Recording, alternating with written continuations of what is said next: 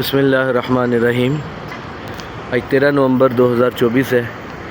اللہ کے خاص فضل کرم اور احسان سے اس وقت مکہ مکرمہ میں موجود ہوں، اور اس وقت جو جگہ دکھانی مقصود ہے یہ وہ زمانہ جاہلیت کی نشانی ہے جو ابھی تک یہاں پہ موجود ہے۔ اللہ تعالیٰ ہماری حفاظت فرمائے۔ یہ سامنے مسجد حرام کا حصہ ہے، بیت اللہ کا حصہ ہے، اور یہ مقبرۃ الشبیکہ ہے۔ یہ وہ جگہ ہے جہاں پہ جو مکے کے مشرکین تھے یہ زمانہ جاہلیت میں اپنی بچیوں کو یہاں پہ زندہ دفن کرتے تھے۔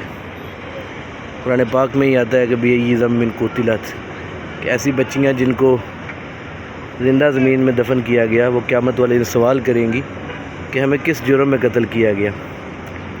تو یہ مقبرہ شبیکہ یہ جگہ انہوں نے رکھی ہوئی ہے، لیکن جب اسلام آیا تو اسلام نے عورت کو عزت دی، احترام دیا۔ اللہ تعالیٰ سے دعا ہے کہ اللہ تعالیٰ ہمیں اپنی ماؤں، بہنوں، بیٹیوں، بیویوں کی عزت اور احترام کرنے کی توفیق عطا فرمائے۔